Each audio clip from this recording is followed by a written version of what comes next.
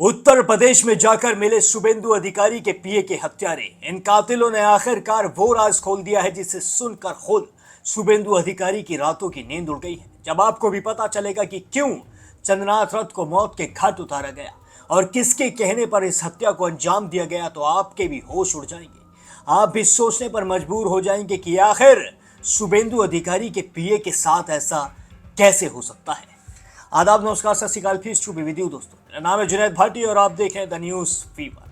जैसा कि आप सभी जानते हैं कि पश्चिम बंगाल को अपना नया मुख्यमंत्री मिल चुका है। इस मुख्यमंत्री का नाम आप सभी बखूबी जानते हैं, शुभेंदु अधिकारी, जो अब से कुछ समय पहले टीएमसी में ही हुआ करते थे। जी हाँ, टीएमसी यानी ममता बनर्जी की सरकार, ममता बनर्जी की पार्टी।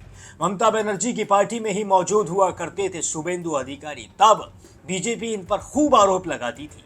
नरेंद्र मोदी ने खुद भाषण में कहा था कि शुभेंदु अधिकारी कैमरा के सामने रिश्वत लेते हुए पकड़े गए हैं। इनका वीडियो तक वायरल हुआ था जिसमें ये 5 लाख रुपए रिश्वत लेते हुए पकड़े गए थे। जी हाँ, मोदी जी खुद स्टेज पे चढ़ के माइक पे से चिल्ला चिल्ला के बोल रहे थे कि टीएमसी का नेता रिश्वत लेते पकड़ा गया। लेकिन शुभेंदु की जब टीएमसी में बात नहीं बनी, जब शुभेंदु अधिकारी को टीएमसी में दिक्कतों का सामना करना पड़ा, तो शुभेंदु अधिकारी ने अपने मंत्री पद से इस्तीफा दे दिया। इस्तीफे के बाद बीजेपी में शामिल हो गई। बीजेपी सब कुछ भूल गई कि ये वही शुभेंदु अधिकारी है जिनके ऊपर ये लोग वीडियोस बनाते थे। ये लोग मंच पर खड़े होकर कहते थे कि टीएमसी का नेता, टीएमसी का मंत्री रिश्वत लेते पकड़ा गया। सब कुछ भूल गए, सब कुछ साफ हो गया। शुभेंदु अधिकारी बीजेपी में आ गए। ये मानना पड़ेगा कि शुभेंदु अधिकारी ममता बनर्जी के सामने जब भी लड़े हैं तो अपनी पूरी ताकत झोंक कर लड़े हैं। उन्होंने अपनी ताकत दिखाई भी, ममता बनर्जी को हराया भी है। जी हाँ, पिछली बार भी नंदीग्राम से शुभेंदु अधिकारी ने ममता बनर्जी को कांटे की टक्कर दी थी और इस बार भी भवानीपुर से ममता बनर्जी को शुभेंदु अधिकारी ने हराया है।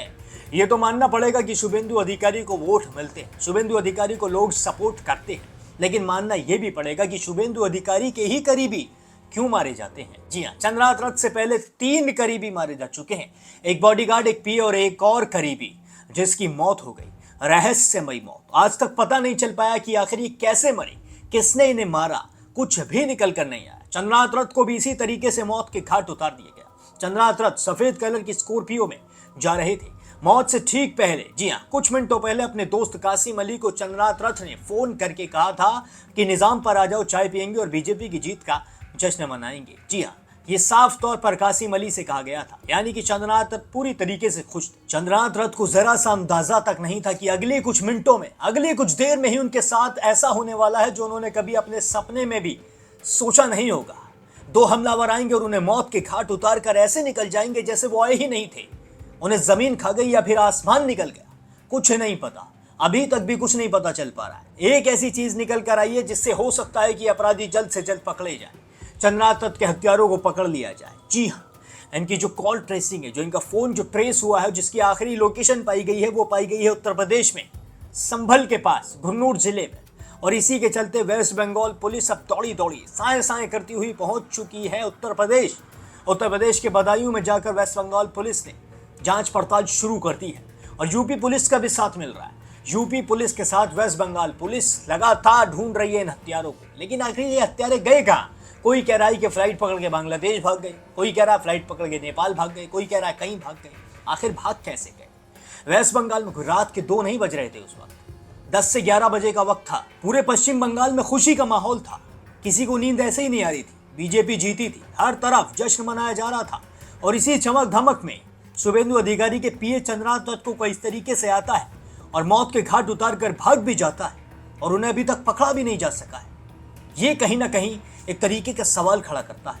और सवाल तो ये भी है कि शुभेंदु अधिकारी के जो पहले 3 करीबी मरे हैं वो कैसे मरे, और इन्हीं के करीबी की इस तरीके की संदिग्ध मौत आखिर कैसे हो जाती है। सवाल ये भी, और इन सवालों का जवाब अब जरूर चाहिए। इन सवालों का जवाब उस जनता को जरूर चाहिए जो चाहती है कि पश्चिम बंगाल के अंदर अमन और चैन आना चाहिए। इस तरीके से किसी को भी मौत के घाट उतार देना कोई इतना आसान पश्चिम बंगाल में हो चुका है, तो फिर जो आम आदमी है वो क्या करेगा? जब इतने बड़े आदमी के पीए को, जो सीएम है इस वक्त पश्चिम बंगाल का, उसके पीए को इस तरीके से 2 आदमी आते हैं और मौत के घाट उतार के चले जाते हैं, तो फिर आम जनता का क्या होगा? उसमें कितना ज्यादा डर होगा, ये जरूर सोचने वाली बात है। और इस पर सवाल खड़ा होना भी तय है। अब पुलिस को जल्दी से जल्दी जांच पड़ताल भी पूरी करनी होगी इन हत्यारों को चाहे पाताल से निकाल कर लाना पड़े, लेकर आना पड़ेगा और इनका मुंह भी खुलवाना पड़ेगा।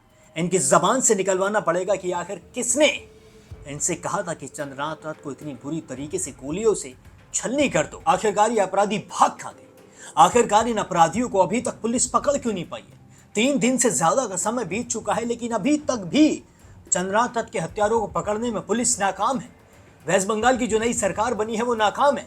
कहा जा रहा था कि शुभेंदु अधिकारी जिस दिन सुबह 11 बजे शपथ लेंगे, उसी दिन शाम के वक्त इन हत्यारों का एनकाउंटर कर दिया जाएगा। इन हत्यारों को मौत के घाट उतार दिया जाएगा। इन्हें दिखाया जाएगा कि कैसे वेस्ट बंगाल में अब ये सब नहीं चलेगा।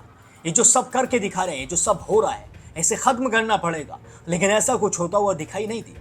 अभी तक भी चंद्रनाथ के हत्यारे पता नहीं कहाँ है, किसी को नहीं पता। जी एसटीएफ लगातार जांच पड़ताल कर रही है। जी हाँ, एसटीएफ उत्तर प्रदेश में जांच पड़ताल कर रही है।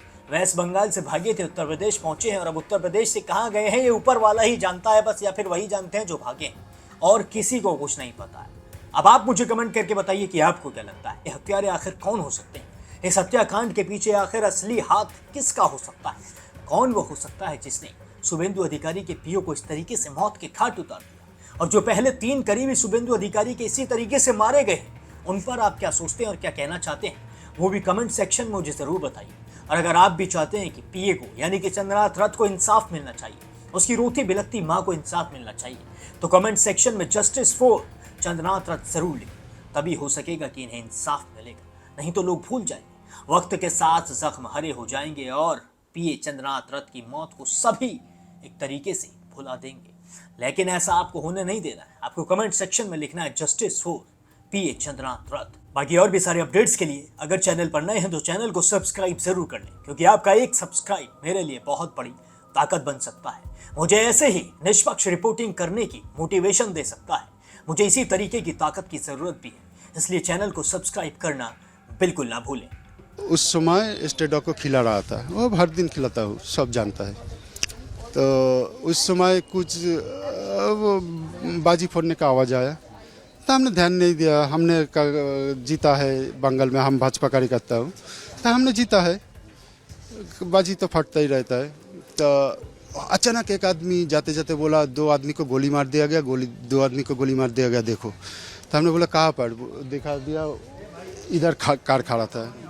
तो हमने सुनकर जल्दी से दौड़ के आया, आके देखा स्कॉर्पियो को ब्लॉक किया है एक ऑल्टो कार, और स्कॉर्पियो के अंदर है 2, एक ड्राइवर के सीट के पर बैठकर एक रो रहा था, और वो दरवाज़ा खोलने का माने ना, वो डर रहा था खोलने का। तो हमने बोला तुम डरो मत, दरवाज़ा खोलो।